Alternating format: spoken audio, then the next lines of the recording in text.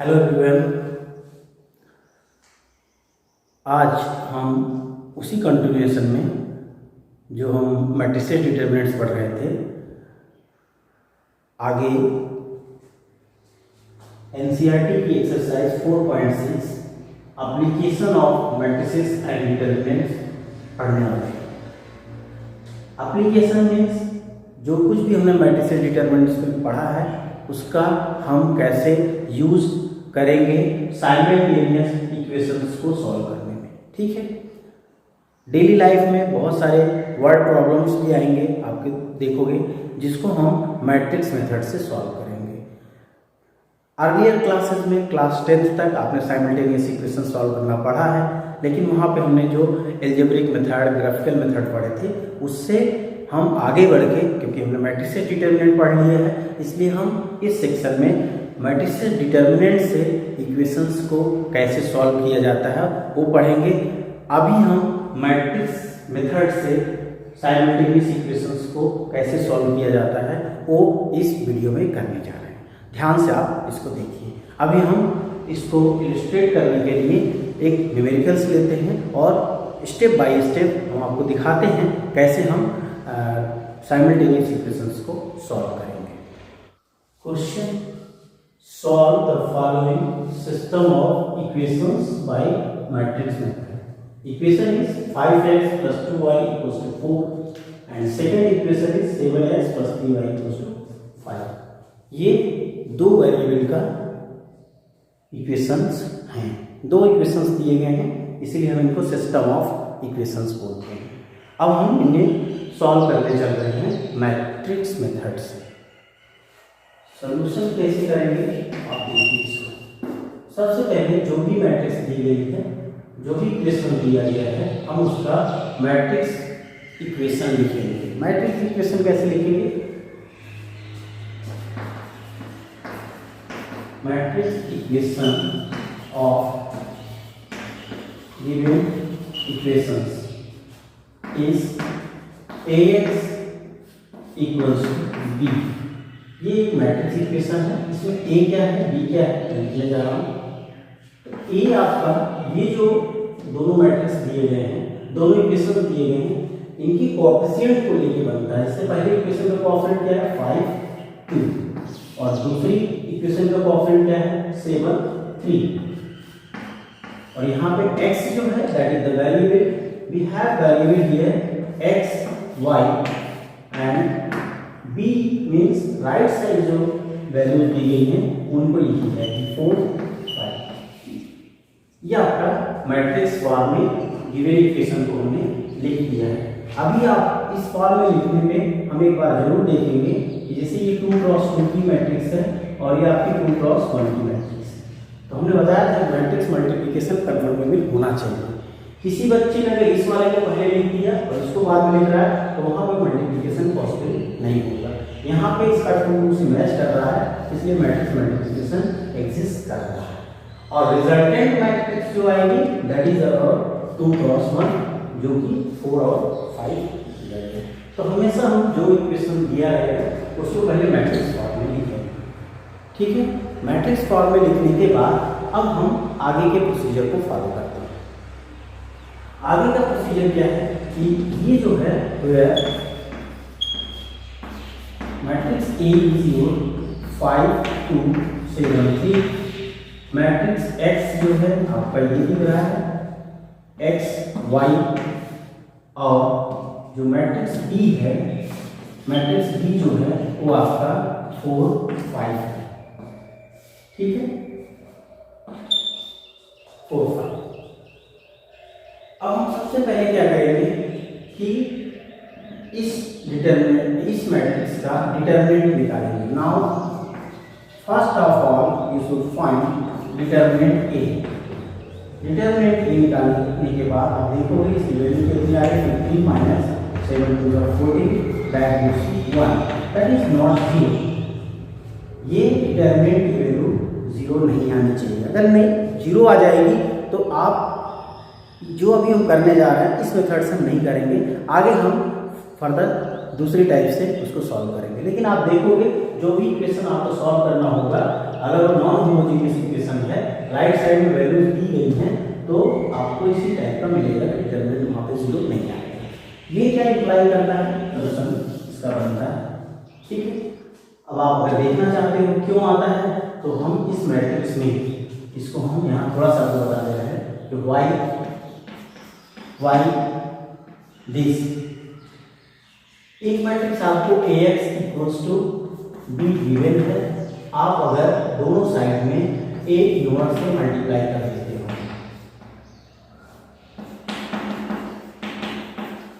इस केस में क्या होगा, ये दोनों matrix A inverse into A मिलके I बन जाएगा और ये X आ जाएगा और इधर आपका A इनवर्स ही रहेगा। और I आइडेंटिटी मैट्रिक्स का किसी भी मैट्रिक्स में मल्टीप्लाई होता है तो मैट्रिक्स इटसेल्फ आ जाएगी। तो X इक्वल्स टू ये आपका A इनवर्स B बन जाएगा। तो हमने यही लिखा है, अगर ये है ये चीज हम लिख सकते हैं, यही इसका सॉल्यूशन होगा। अब हम therefore we should write it now we need A inverse. A inverse means हम ये जो मैट्रिक्स आई है इसका इनवर्स लिखने जा रहे हैं। इनवर्स के लिए हमने आपको बताया था, नाउ A इनवर्स क्या होता था, 1 upon determinant of A into adjoint of A होता था।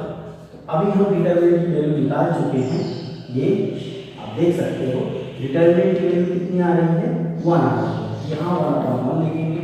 एडजॉइंट के प्लेस पे अभी ये 2 क्रॉस 2 की मैट्रिक्स है, 5 2 7 3, 2 क्रॉस 2 की मैट्रिक्स को हम डायरेक्ट लिख सकते हैं। क्या प्रोसीजर था, लीडिंग डायगोनल के एलिमेंट को इंटरचेंज कर देंगे, लीडिंग डायगोनल के एलिमेंट को हमने इंटरचेंज कर दिया, ये 3 यहाँ हुआ, 5 यहाँ आ गया। अब जो ऑफ डायगोनल है, सेकंड डायगोनल, उसका साइन चेंज करते हैं। तो साइन चेंज करेंगे तो then we have two -2 here and here -2। That is your inverse of this matrix A का इनवर्स हो गया। Hence, now, therefore, अब हम सॉल्यूशन लिखने जा रहे हैं।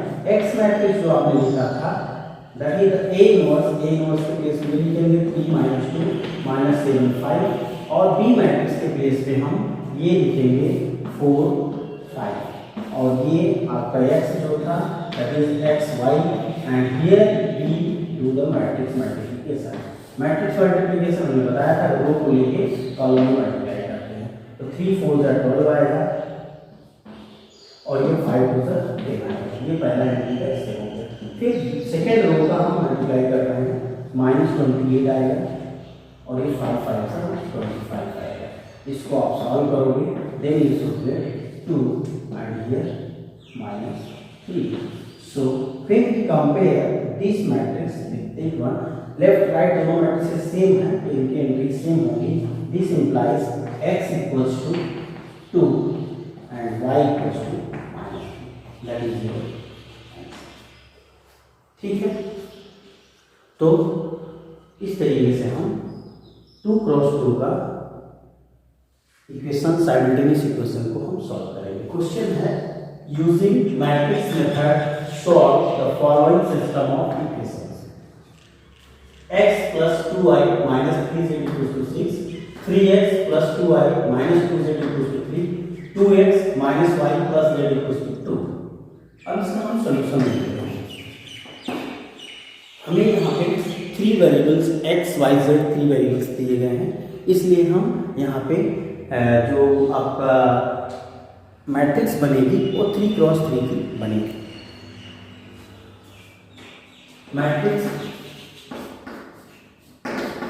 मैट्रिक्स फॉर्म क्या होगा इसका, Ax इक्वल्स टू B होता है।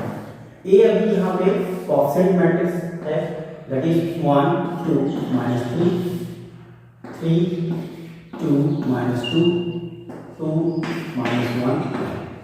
सारे जो x y z के कोएफिशिएंट दिख रहे हैं, इनको लेके जो मैट्रिक्स बनेगी उसको कोएफिशिएंट मैट्रिक्स या मैट्रिक्स A कहेंगे।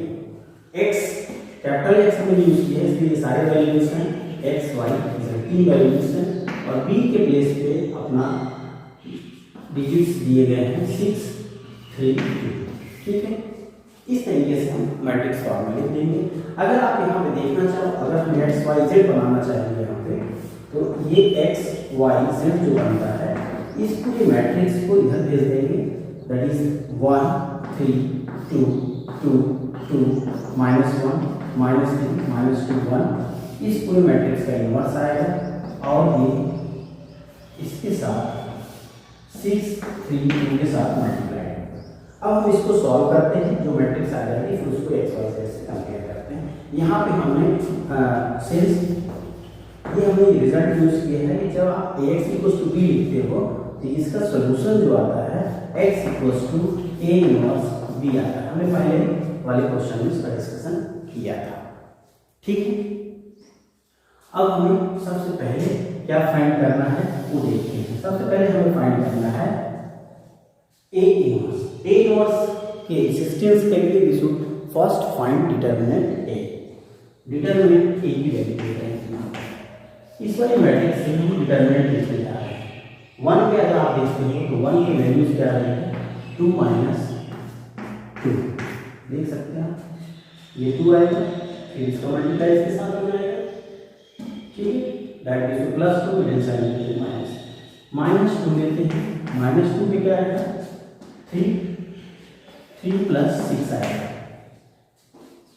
तो -2 दैट इज 3 + 4 4 है। आगे बढ़ते हैं -3 है, -3 की आपकी वैल्यू क्या है देख सकते हैं। -3 ले रहे हैं 3 -1 -3 आएगा -4।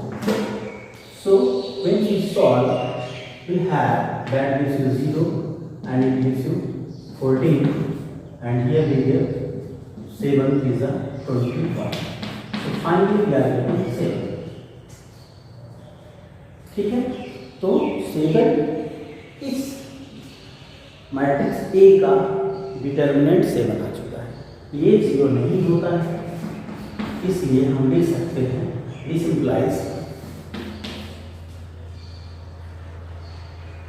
implies unique solution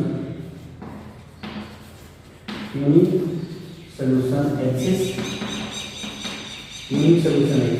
and is x = a inverse.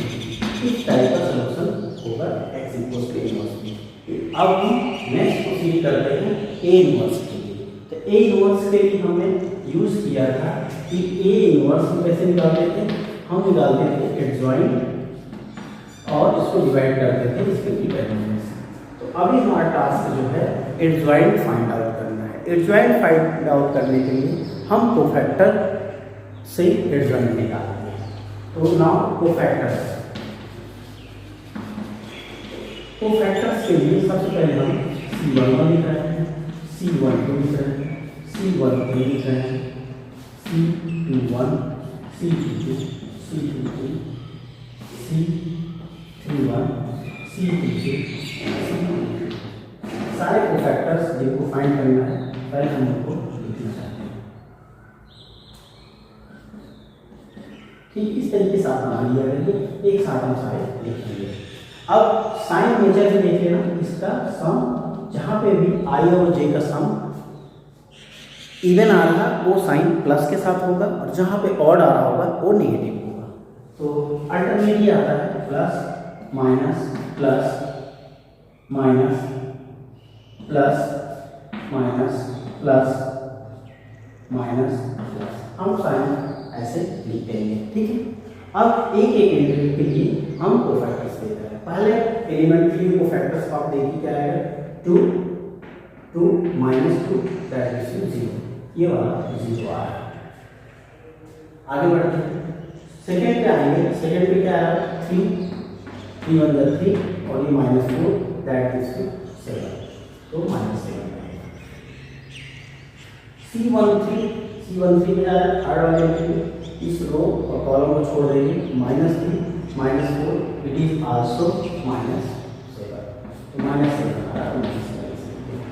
C21 पे आते हैं, इसकी वैल्यू क्या आ रही है 2 प्लस 3 हो रहा है, मिडिल साइन माइनस लिखते हैं, 2 - 3 आएगा, मतलब ये आपका -1 आ रहा है, ठीक है। C22 पे आते हैं। C22 ये वाला है 1 प्लस 3 2 6 7 आ जाएगा, फिर 2 पे जाएंगे, C22 पे, C23 पे, फिर ये पूरा कॉलम और रो छोड़ देंगे तो -1 -4 -5 ये 0 -5। C31 ये एंट्री पा चुके हम, इस एंट्री को लेंगे तो -4 आएगा और ये +6 आएगा। -4 + 6 आपका -4 + 6 that is 2।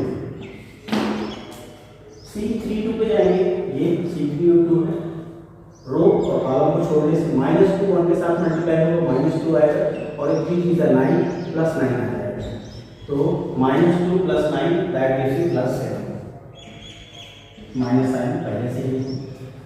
C33 last entry तो आप जाओगे तो इसकी वैल्यूज क्या आएगी 2 - 6 2 - 6 मीन्स -4। कोफैक्टर्स निकालने में दो मेथड से बताया है। अभी मैं कोफैक्टर्स को इस तरीके से लिख रहा हूं कि deleting row and column wise, ठीक है। ये आपकी कोफैक्टर्स मैट्रिक्स आ गई। अब हम जब एडजॉइंट लिखेंगे तो देयरफॉर अब एडजॉइंट मैट्रिक्स क्या बनेगी, एडजॉइंट लिखते समय हमने आपको बताया था इनके साइन को हम रो को कॉलम वाइज लिख देते हैं तो कोफैक्टर मैट्रिक्स हो जाता है। कोफैक्टर का ट्रांसपोज ले लेते हैं, एडजॉइंट आ जाएगा that is 0 -7 here is right and here it comes out -7 it is your +1 1 आ रहा है, 7 आ रहा है और ये वैल्यू 5 आ रही है। फिर से ये वैल्यू 2 आ रही है, ये -7 आ रहा है और ये -4 आ रहा है। इस तरीके से रो को कॉलम वाइज लिख देंगे, एडजॉइंट हो जाएगा, ठीक है। अब हम आगे इसका इनवर्स लिख रहे हैं, देयरफॉर ए इनवर्स क्या आ जाएगा, ए इनवर्स में डिटरमिनेंट से डिवाइड हो जाएगा तो 1/7 और ये वैल्यू जो रहेगी पूरी वैल्यू 0 1 2 -7 7 -7 -7 5 -4 ये आपकी ए इनवर्स आ गया। अब हम फिर से इसके इन वैल्यूज को इस मैट्रिक्स इक्वेशन में रखने जा रहे हैं जो कि अपना यहाँ पे था ए इनवर्स वाला, ठीक है। तो अभी हम रख रहे हैं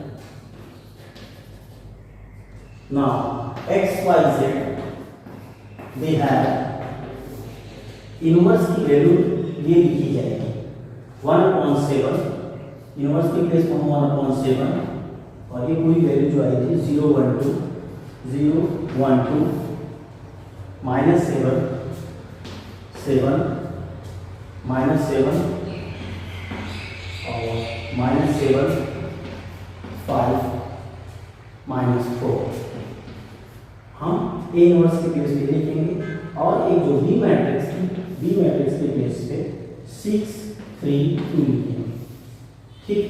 हमने क्या किया, ए इनवर्स अलग से फाइंड किया। जब ए इनवर्स आ गया तो हम मैट्रिक्स इक्वेशन सॉल्यूशन वाले में x = a इनवर्स b वाले में रख रहे हैं। अब यहाँ पे एक चीज है, यहाँ फ्रैक्शन है 1/7 तो हम फ्रैक्शंस को अंदर मल्टीप्लाई नहीं करेंगे, ठीक है। कोई भी पहले हम इस मैट्रिक्स का इस मैट्रिक्स में मल्टीप्लाई करेंगे, फिर जो मैट्रिक्स बनेगी उसमें हम 7 से डिवाइड कर देंगे, क्योंकि आप ध्यान रखिएगा अदरवाइज आपके सारे डिग्रीज फ्रैक्शन में आ जाएंगे।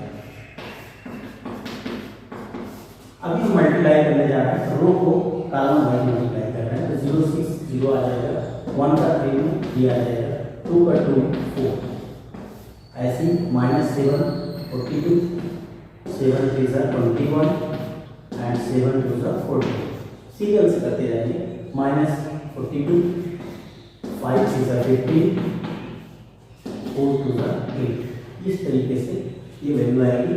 अब इस वैल्यू को हम यहाँ पे लिख रहे हैं 1/7 मैट्रिक्स जो आ रही है उसको लिखते हैं z is also 5। This is your solution of given simultaneous equations, ठीक है। आप इसका आंसर वेरीफाई करना चाहो x y z की वैल्यूज गिवन इक्वेशंस में हम रख के चेक कर सकते हैं कि आवर आंसर इज करेक्ट और not. Okay, so I hope you should understood what I want to tell you. तो आप इस तरीके से क्वेश्चंस को साइमल्टेनियस इक्वेशंस दिया गया है उसको मैट्रिक्स फॉर्म में लिखेंगे। मैट्रिक्स फॉर्म में लिखने के बाद हम ऐसे ही प्रोसीड करके सॉल्व करेंगे। जहाँ पे हमें ए इनवर्स निकालना है वहाँ एडजॉइंट फाइंड पहले करना होगा, जिसके लिए कोफैक्टर्स निकालने होंगे। कोफैक्टर्स निकाल के हम डिटर्मिनेंट से डिवाइड कर देंगे, वो आपका ए इनवर्स हो जाएगा। थोड़ा क्वेश्चन बड़ा रहता है लेकिन आप सीरियल वाइज चलते हो तो कहीं कोई मिस्टेक्स आपसे नहीं होगी, ठीक है।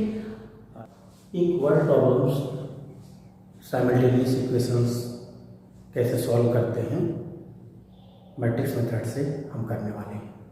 कई बार बोर्ड में वर्ड प्रॉब्लम्स भी पूछे गए हैं। एक मैंने प्रॉब्लम लिख रखा है, the sum of 3 numbers is 6. If we multiply third number by 3 and add second number to it, we get 11. By adding first and third numbers, we get double of the second number. Represent it algebraically and find the numbers using matrix method. Matrix method use करके numbers को find करना है। आप solution देखिए कैसे हम step wise इसको equation बनाते हैं, फिर इक्वेशन को हम कैसे मैट्रिक्स मेथड से सॉल्व करते हैं।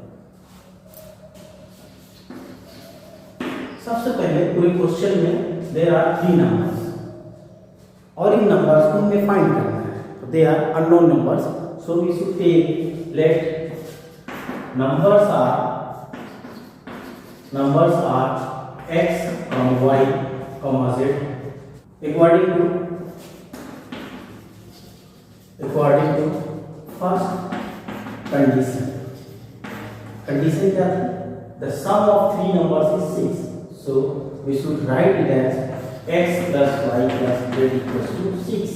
That is your first equation. Again,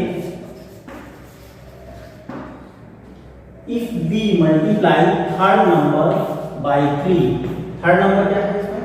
x y z अगर आपने लिखा तो थर्ड नंबर 3 लेते हैं और 3 and add second number to it, इसमें सेकंड नंबर को y को ऐड कर दे रहे हैं तो then we get 11। ये आपका नेक्स्ट इक्वेशन सेकंड हो गया, ठीक है। Now come to the third condition, by adding first and third numbers we get double of the second one। Means first और थर्ड को ऐड करने पे हमें जो नंबर मिल रहा है that is double of second. तो फर्स्ट नंबर क्या था अपना x और थर्ड नंबर क्या है z, ऐड करने पे हमें नंबर क्या मिल रहा है 2 टाइम्स y, सेकंड नंबर के मिल रहा है, ठीक है। ये आपका इक्वेशन थर्ड हो गया। अब इन इक्वेशंस को हम प्रॉपर फॉर्म में भी लिख लेते हैं जिससे आपको इक्वेशन लिखने में इजी रहे। That is, when you write serial wise, that's with x y plus z equals to 6। Second equation में x नहीं है तो यहाँ पे हम 0x भी लिख सकते हैं या आप चाहो तो इसको ऐसे रहने दो। y को पहले लिखेंगे प्लस 3z इक्वल्स टू 11 लिखा। इसको हम सीरियल वाइज कर लेंगे x minus 2y plus z equals to 0। These are now our equations। ये आपके साइमल्टेनियस इक्वेशंस बन गए हैं। अब इनको हम मैट्रिक्स मेथड से सॉल्व करने जा रहे हैं। Now ax equals to b, ax equals to b formula में को लिख रहे हैं। तो a आपका क्या बन रहा है 1 1 1। Here it is not given x, so it's option is 0 1 3 and it is 1 minus 2 1 and here x y z और b मैट्रिक्स हम लिख रहे हैं 6 11 0। जैसे आपसे जो कॉफेट मैट्रिक्स है वो a हो जाएगी और एक वेरिएबल x वाली वेरिएबल मैट्रिक्स x हो जाएगी और राइट साइड जो कांस्टेंट दिया रहता है वो b मैट्रिक्स। अब प्रोसीजर में आपको पहले ही बताया था कि अगर प्रोसीजर में हमें देखना होगा कि सबसे पहले इसकी वैल्यू क्या आ रही है, इसका डिटरमिनेंट क्या है। तो तो डिटरमिनेंट फाइंड आउट करते हैं। 1 लेंगे तो 1 माइनस प्लस साइन हो जाएगा 6 आ जाएगा, -1 लेंगे क्योंकि इसका पोजीशन -1 पे आएगा और ये करेंगे तो 0 -3 होगा। फिर सेकंड 1 लेंगे तो 1 पे वैल्यू क्या आएगी 0 -1। So when we solve we easily get 7 + 3 + -1 that is 9। तो इसकी वैल्यू 9 आ रही है, दैट इज नाउ 0। ये 0 नहीं है, therefore this implies equations have unique solution। unique solution आएगा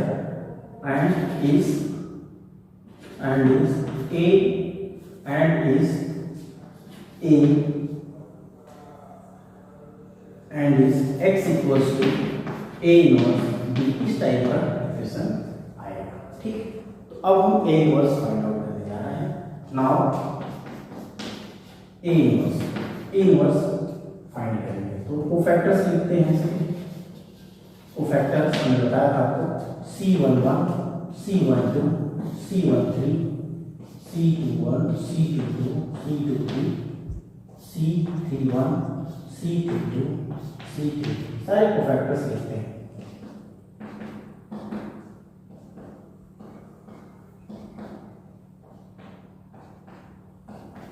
ठीक है, सारे कोफैक्टर्स हम लिखने जा रहे हैं। साइन देख लेते हैं, इसका प्लस साइन आएगा, इसका माइनस आएगा, इसका प्लस आएगा, इसमें भी माइनस आएगा, इसमें प्लस आएगा, फिर माइनस आएगा, फिर प्लस आएगा, फिर माइनस, फिर प्लस। अल्टरनेट आएगा। या आप देख सकते हो कि जो एंट्री का i और j प्लस करने पे इवन आएगा वो प्लस में लिखा जाता है और जिसमें ऑड आता है वो नेगेटिव लिखा जाता है।